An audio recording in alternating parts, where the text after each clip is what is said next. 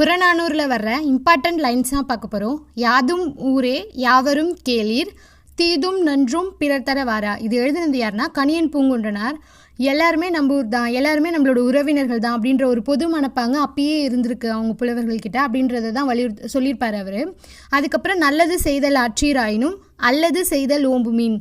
நல்லது செய்ய முடியலனாலும் நம்ம தீமை செய்யக்கூடாது அவங்களுக்கு அப்படின்ற லைன் யார் சொல்லியிருப்பாங்கன்னா நறுவெறு தலையார் சொல்லியிருப்பாங்க.